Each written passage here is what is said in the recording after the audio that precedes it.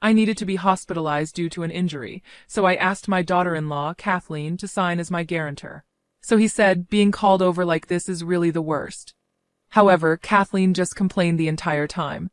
She already knows I live on a monthly pension of $1,000 and mocks me for it. She even called my wedding gift of just over $200 cheap and unbelievable. Every time I see her, she complains, and I'm fed up with it. I can manage quite well on $1,000 a month, so why do I have to be belittled like this? Isn't the sentiment behind a wedding gift what's important, rather than the amount of money? Talking to Kathleen makes me feel awful, so I try to avoid her as much as possible. One day, Kathleen told me she wanted to cut ties with me. I really can't take care of you in your old age just because I'm the eldest son's wife. This can't happen, she said, probably thinking I would be troubled if she cut ties with me. With a triumphant smile, she asked, "Are you sure about this?" Ignoring the confused Kathleen, I decided to sever our relationship. A few months later, Kathleen found out something shocking and stormed into my house, yelling, "Hello everyone, my name is Eleanor, I'm 70 years old, and I live alone in New York City. My husband passed away 2 years ago due to a chronic illness.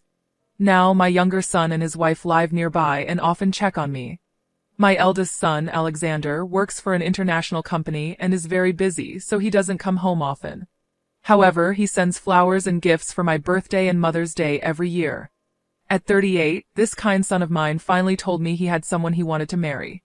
We decided to meet at home, and Alexander brought Kathleen over. She was very cheerful, and our first meeting went smoothly, quickly leading to their marriage.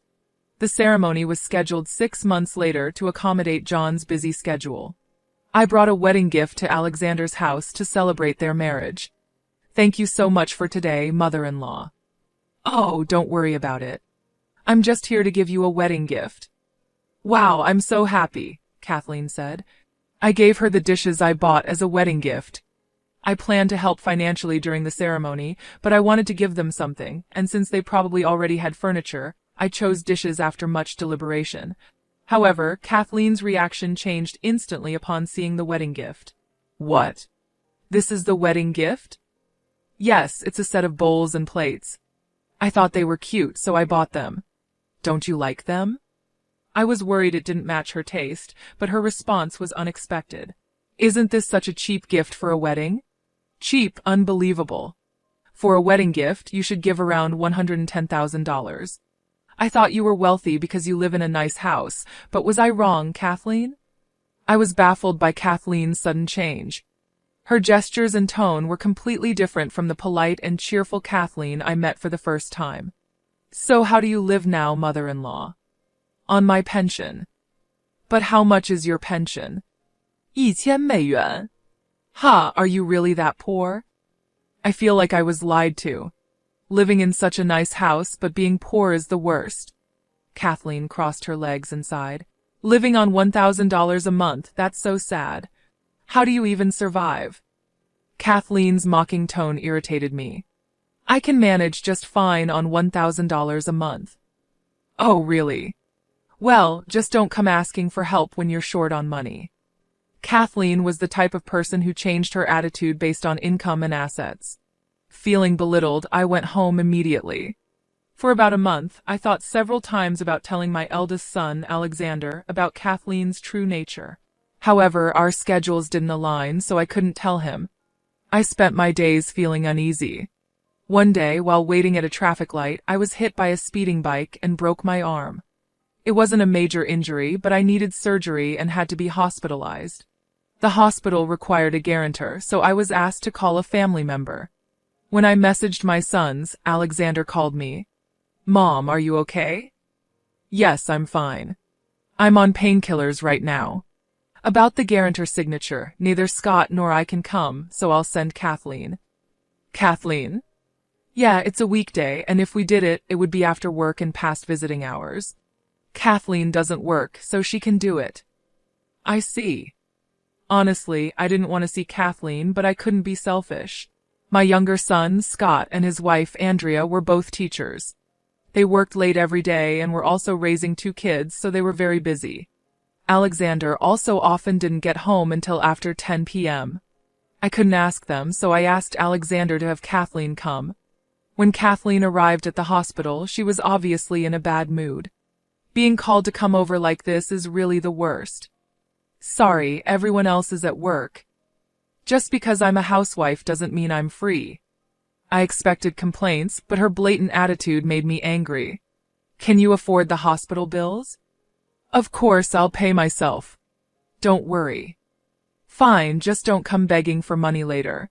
From now on, the money Alexander earns is not just his. She signed the papers with a smug smile and handed them to me. Honestly, dealing with this is such a hassle. Sorry about that. I'll try to ask someone else next time. Please do. Just thinking about more hospital stays and caregiving in the future is depressing. Her rude attitude made me want her to leave as soon as possible. I couldn't understand why I had to be treated like this when I didn't choose to be hospitalized. I'll be fine. Scott and Andrea are here, and I'll make sure to be prepared not to trouble anyone. I tried to keep things civil with the nurses and other patients around. I didn't want to cause unnecessary trouble. Do whatever you want. When no one helps you and you regret it, don't come crying to me. I'll make sure that doesn't happen. That's right. Don't come back later saying it's because you're the eldest son's wife.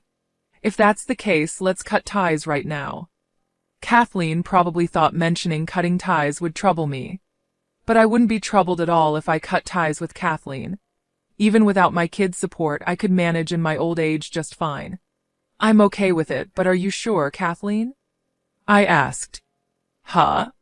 Of course I'm sure, Kathleen nodded, confused by my unexpected reaction. Kathleen likely thought that because I was poor and living alone, I would need my kids to take care of me. All right then, let's cut ties. I won't contact you again, and I'll delete your number. Do whatever you want. You're such an annoying old woman. Kathleen stomped off, making exaggeratedly loud footsteps, irritated by my nonchalant attitude. I had considered helping with the wedding costs, but seeing Kathleen's attitude, I decided not to provide any support. I wouldn't give any money to someone who talked about cutting ties. I vowed never to rely on Kathleen. I underwent surgery and was discharged a few weeks later.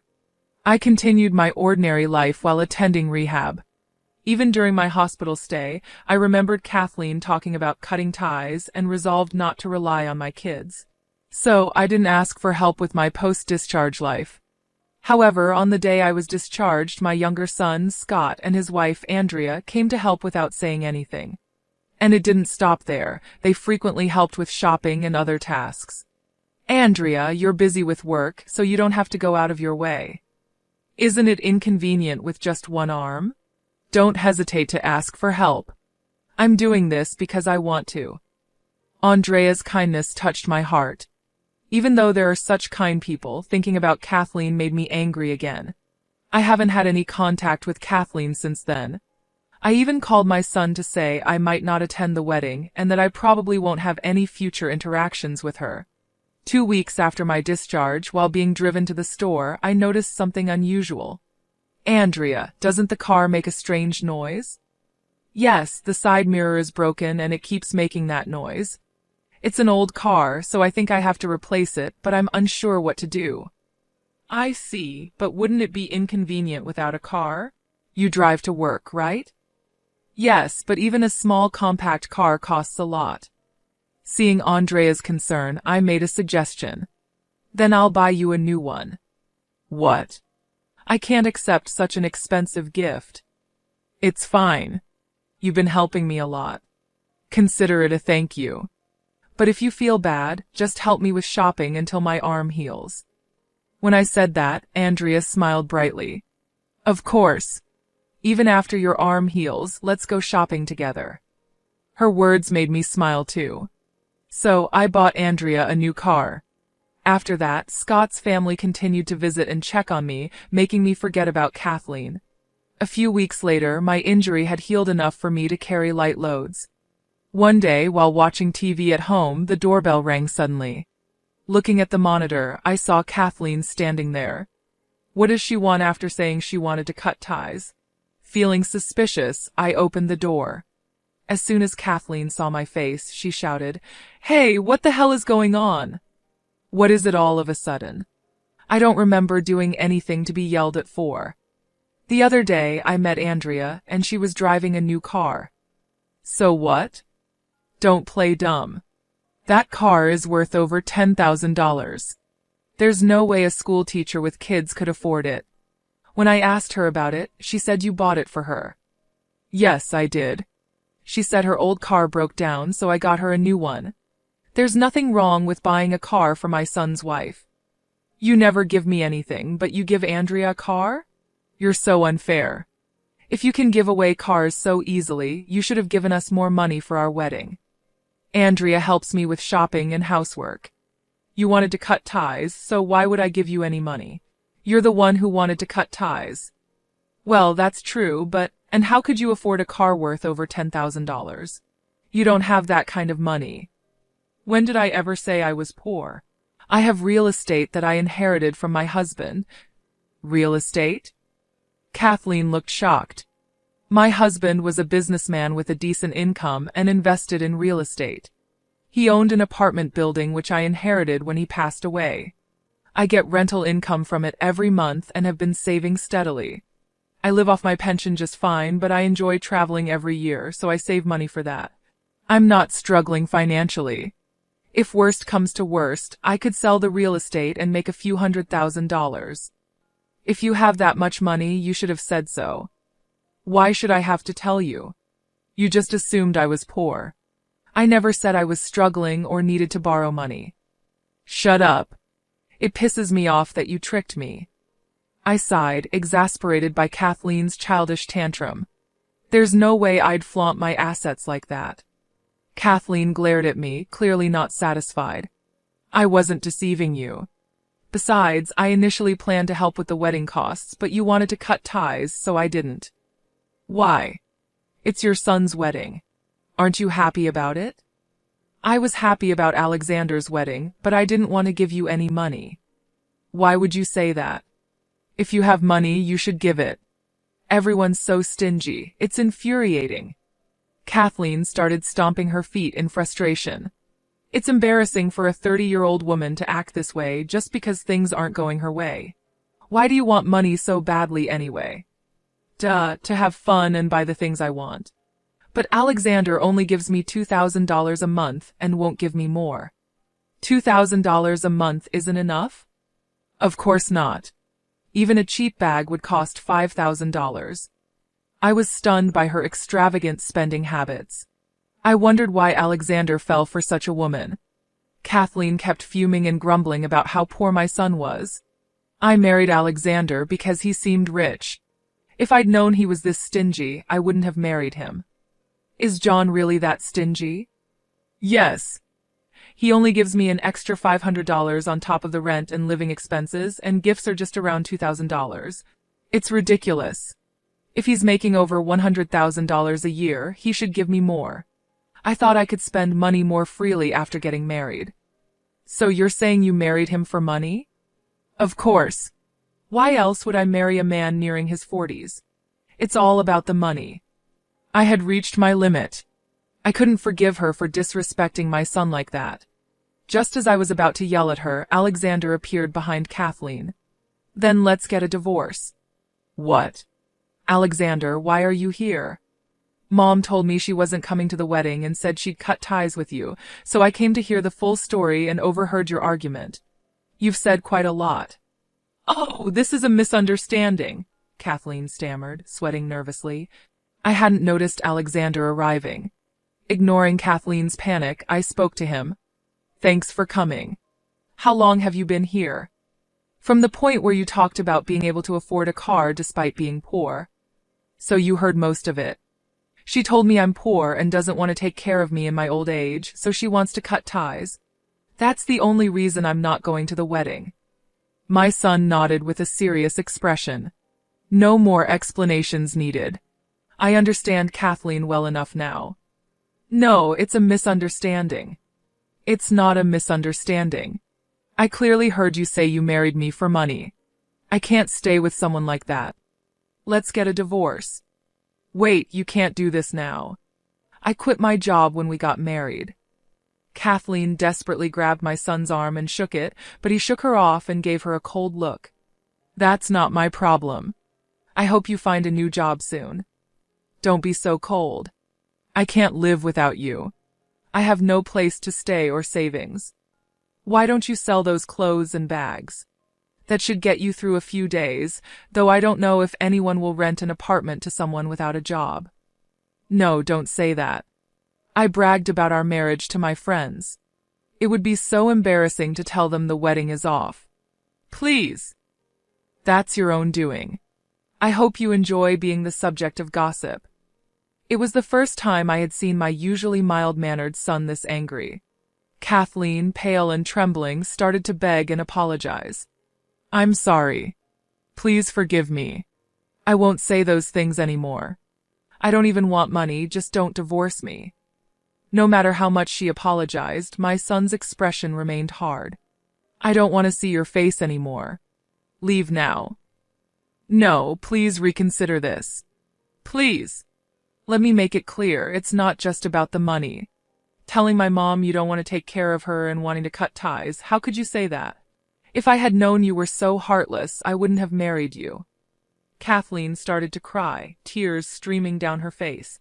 Don't ever come near me again. Kathleen covered her face and sobbed, but no one comforted her. I felt relieved that my son understood her true nature. I was also relieved that he wouldn't be deceived by such a nasty person anymore. Understanding why I refused to attend the wedding, my son apologized and left.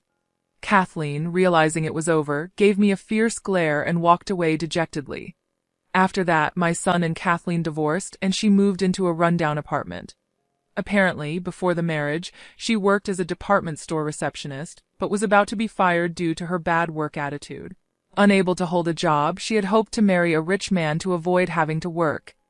With no skills or qualifications, Kathleen couldn't find a new job and ended up working in the nightlife industry. Over 30 and unable to make as much money as she had expected, she lived a miserable life, complaining all the time. Meanwhile, my son found a new girlfriend. I was worried it might be too soon, but when I met her, she seemed very kind and serious. She had been married before but divorced due to infidelity, which is how they started talking. It's funny how a divorce can lead to a new connection, but I feel more secure with her since I know her from work, my son said with a smile. I was happy my son had met someone kind and hoped he would find happiness in a new family. Marriage isn't the only path to happiness. Many people choose not to marry these days, and there's no need to rush into it. When you meet the right person and feel ready to marry, that's when you should.